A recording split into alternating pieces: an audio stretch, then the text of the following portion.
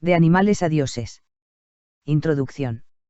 El historiador Yuval Noah Harari, a través de su obra De animales a dioses, cuenta la historia de la humanidad desde diferentes claves interpretativas. Es un libro de no ficción muy interesante y recomendado de la actualidad. Generalmente se ha contado la historia de la humanidad mediante claves tradicionales como los héroes, las guerras, las revoluciones sociales y otros. Lo interesante es que, en este género, él recuerda al animal hombre desde su prehistoria hasta el presente, describiendo como Homo sapiens, con el fin de recordar al ser humano desde el evolucionismo moderno. A través del presente ensayo se pretende analizar e interpretar el contenido del texto desde una perspectiva macro, como quien mira la historia del sapiens desde el infinito. Tratando de responder a las típicas preguntas que el mundo se hace: ¿de dónde venimos? ¿Qué o quiénes somos? ¿Y a dónde vamos? En este contexto, Yuval Noah, al respecto al animal denominado sapiens, utiliza claves principales como: el fuego le dio poder, la conversación hizo al sapiens que sus semejantes cooperaran, la agricultura alimentó su ambición, la mitología sostuvo la ley y el orden, el dinero ofreció algo en que confiar, las contradicciones crearon la cultura. La ciencia hizo al sapiens un dios imparable, amortal, insatisfecho e irresponsable. El autor le da a la evolución del Homo sapiens, reacomoda socialmente, mediante sus innovaciones sociales, con sus pares, habla de las diferentes creaciones inmateriales, imaginadas, y variables que modelar el actual orden social, y profetiza científicamente al sapiens del futuro. Desarrollo. Un animal más en la evolución.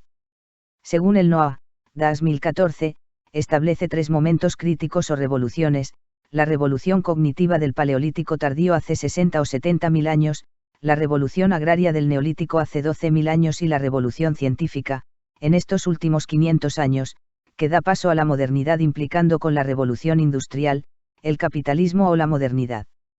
En términos demográficos, en el estadio 1, algunos milenios después de la revolución cognitiva, la humanidad ronda el 1.000.000 de personas en el viejo continente, aún no hay gente en Oceanía y América. En la época de la revolución agraria, en el Neolítico, la población global en los 5 continentes alcanza el orden de magnitud de 10 millones. En la época de Colón había unos 500 millones de sapiens y hoy ya rebasamos los 7.000 millones. Del mismo modo, entre la revolución cognitiva y la agraria, había por lo menos otras 4 especies humanas, especies del género Homo, distintas al sapiens, reductos de Homo erectus en Asia Oriental, denisovianos en Asia Central, neandertales en Medio Oriente y Europa y los extraños pigmeos de la isla de Flores. Estas especies se extinguieron en ese periodo. Revolución cognitiva. La revolución cognitiva que vivió el Homo sapiens en el Paleolítico tardío, es un hecho que se evidencia por sus efectos, pero sus causas se desconocen, aunque se supone debieron ser cambios genéticos. Por esta razón Yuval no se detiene mucho a analizar las posibles causas sino sus efectos. Una ínfima población de sapiens, que estuvo al borde de la extinción en el noreste africano, en unos cuantos milenios se desparrama por todo el globo, detona una explosión cultural, se dispara.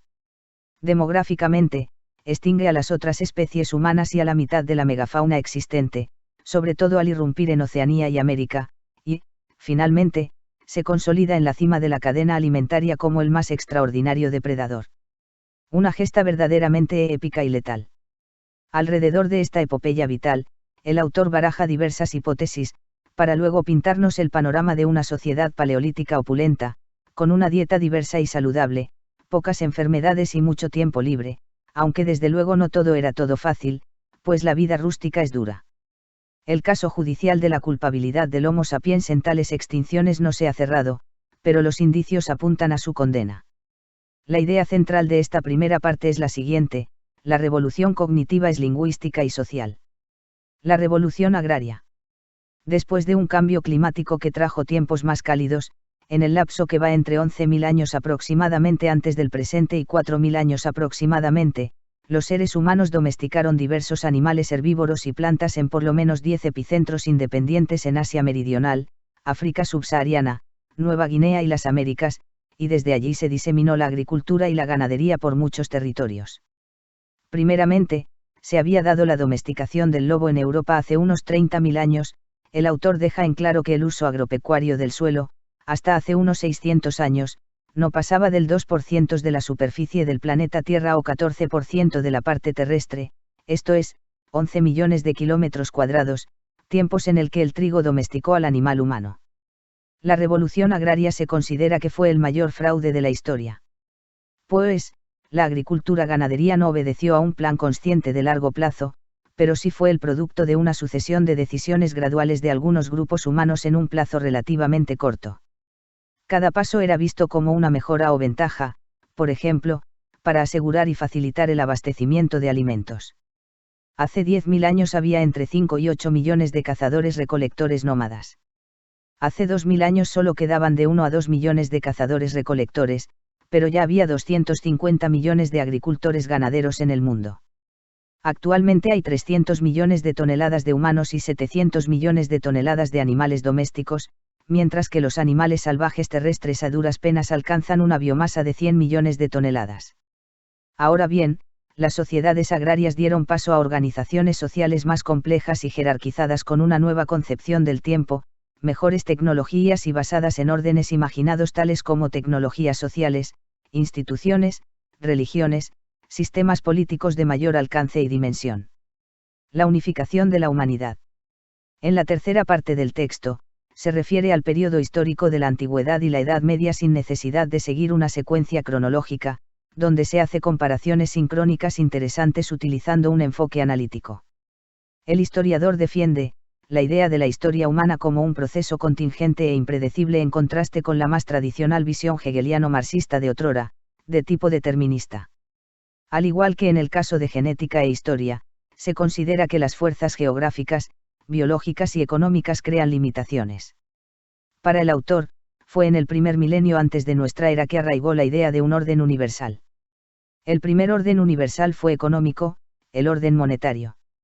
El segundo fue político, el orden imperial. El tercero fue religioso, como el budismo, el cristianismo y el islamismo. Yuval Noah dice que la historia es ciega y no es función del bienestar humano, además muestra que esta idea es común a enfoques tan distintos como la memética, el posmodernismo y la teoría de juegos. Harari reconoce que el papel del individuo es de escasa influencia en el curso de la historia. Otro aporte interesante es el análisis comparativo entre tres religiones humanistas, liberalismo, socialismo y nazismo, representado como las tres sectas rivales en que se divide el humanismo y que luchan por la definición exacta de humanidad. La revolución científica. A través del texto se expresa la mentalidad de la ciencia moderna al describir su surgimiento como el descubrimiento de la ignorancia. Y América, el Nuevo Mundo, tuvo mucho que ver con ello. Esto es más poético que exacto, pues ya los griegos, desde los jónicos hasta los alejandrinos, habían hecho ese descubrimiento, pero sirve para expresar la modestia intrínseca de la ciencia y su espíritu antidogmático. A esta disposición a admitir la ignorancia, el autor le agrega otras dos características claves: la centralidad de la observación y de las matemáticas y la adquisición de nuevos poderes, desarrollando tecnologías. En esta sección, se narra cómo la articulación ciencia, tecnología, capitalismo, imperio e idea de progreso llevaron a la humanidad a un punto de inflexión en su breve historia, una verdadera encrucijada cósmica en la epopeya humana. Es la misma idea básica que expusimos en el gran relato, pero con otros matices. De los 7 procesos que transformaron a Europa y al mundo entre 1430 y 1830, solo se menciona la mitad, es decir, 3,5. Los que el autor no menciona son, el Renacimiento, la Reforma Protestante, la Revolución Política Inglesa de 1688 y la Ilustración. Mientras que la exploración y expansión geográfica de los europeos, la Revolución Científica, la Revolución Francesa y la Revolución Industrial, sí que son mencionados. Y de ellos la Revolución Científica ocupa el lugar preponderante. Las razones son obvias. En 1500 había 500 millones de sapiens que producían 250.000 millones de dólares, actuales obviamente, y consumían 13 billones de calorías. 500 años después somos 7.000 millones, producimos 60 billones de dólares y consumimos 1.500 billones de calorías. En medio milenio la población se multiplicó por 14, la producción por 240 y el consumo calórico por 115. La producción por cápita se multiplicó por 17. Un salto abismal. Algo realmente asombroso. Europa fue la locomotora de este proceso, pero durante la primera mitad de estos últimos 500 años la sociedad europea estaba lejos de tener una superioridad sobre otras civilizaciones. En 1775 Asia era el 80% de la economía mundial. Solo China e India representaban 2/3 de la producción planetaria. Claro que, en los 3 siglos subsiguientes a los viajes de Colón, Europa había extraído buena parte de la riqueza de América. La superioridad europea se construye entre 1750 y 1850 con la revolución tecnológica industrial y su vanguardia es el Imperio Británico, seguido por otros países de Europa Occidental. Harari ejemplifica este proceso recordándonos que el Imperio Británico apoyó a sus carteles de la droga atacando a China en las guerras del opio y apropiándose de Hong Kong a mediados del siglo XIX, mientras que la Compañía Británica de las Indias Orientales ya se había apoderado de la India desde siglos anteriores, llegando a tener bajo su dominio a la quinta parte de la humanidad. España y Portugal abrieron la ruta imperial europea, pero no desarrollaron el credo capitalista que se basa en el círculo virtuoso, confianza en el crédito, inversión, ganancias, pago de crédito más confianza en el futuro. Nótese que el concepto confianza en el futuro tiene una conexión íntima con la idea de progreso, una novedad en la historia humana. Los holandeses primero, seguidos por los ingleses y luego otros países, sí potenciaron ese bucle psicoeconómico, que equivale a una profecía autocumplida. Y no solo eso, también asumieron a plenitud el credo baconiano, el conocimiento es poder, cuyo círculo virtuoso es, recursos, investigación, poder más recursos. Es lógico que Yugal ni siquiera mencione a Descartes, y en cambio haga énfasis en Bacon. Los filósofos han popularizado la idea mítica de que Descartes inauguró y modeló la modernidad con su pensamiento. La descripción del capitalismo que se hace pone a la confianza en el futuro y la idea de progreso como piedra angular. La máquina capitalista se asemeja a esos negocios que llamamos pirámides, es una máquina de movimiento perpetuo que no puede detenerse porque se derrumba. El efecto es una sociedad ultradinámica como la historia no había visto, una sociedad. En el siglo XXI la eugenesia real, ya no totalitaria sino liberal, está a la vuelta de la esquina. El animal enclenque de la sabana africana se ha convertido en un dios y por último al final de la obra lleva al lector a vislumbrar un futuro que es, al mismo tiempo, inminente e ignoto. Esta especie ha logrado lo que ninguna otra jamás pudo ni por aproximación, rebelarse contra la selección natural y empezar a imponer el diseño inteligente, incluido su propio diseño, ha creado soles y viajado a otros mundos, ha inventado seres inteligentes de una nueva forma de vida y está a punto de derrotar a la muerte. Esta extraña, débil y paradójica criatura se ha vuelto casi invencible, solo ella misma o un cataclismo cósmico podría aniquilarla. En un acontecimiento de proporciones cósmicas sin precedentes, las leyes que gobernaron el planeta durante 4.500 millones de años están siendo reemplazadas, en gran parte, por leyes humanas. Conclusiones. El Homo sapiens es para Yuval Noah la única especie de animal Homo que sobrevivió, de 6 especies de hombres distinguidas por los científicos y que el derecho a vivir de este ser, que fuimos nosotros, les costó la vida a muchas especies de animales, en especial los grandes mamíferos, los cuales constituyeron, sin duda, la dieta más preciada de las bandas de Homo sapiens de nuestra prehistoria. Nunca en la historia del Homo sapiens ha podido vivir en armonía con la naturaleza, sentencia para contrastarla con la noble visión del hombre que nos ha proporcionado la educación secularizada actual. Un animal que deja de ser animal y pasa a ser un competidor inteligente por los recursos de la naturaleza gracias a la revolución cognitiva.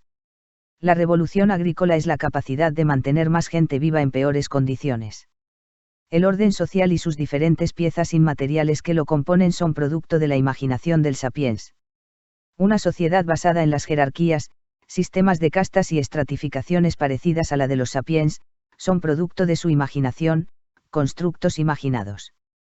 Los constructos imaginados, artificialmente creados, compartidos por grandes grupos humanos se tornaron más refinados cada vez y ello contribuyó a que la gente se acostumbrara a pensar de determinada manera, a comportarse de acuerdo con determinados estándares, desear ciertas cosas y observar determinadas normas. El dinero es el único sistema de confianza creado por los humanos que puede salvar casi cualquier brecha cultural, y que no discrimina sobre la base de la religión, el género, la raza, la edad o la orientación sexual. El imperio global está gobernado por una élite multiétnica y se mantiene unido por una cultura e intereses comunes. Durante Revolución Científica la humanidad ha obtenido nuevos y enormes poderes al invertir recursos en la investigación científica. Se trata de una revolución porque, hasta aproximadamente 1500 años después de Cristo, los humanos en todo el mundo dudaban de su capacidad para obtener nuevos poderes médicos, militares y económicos.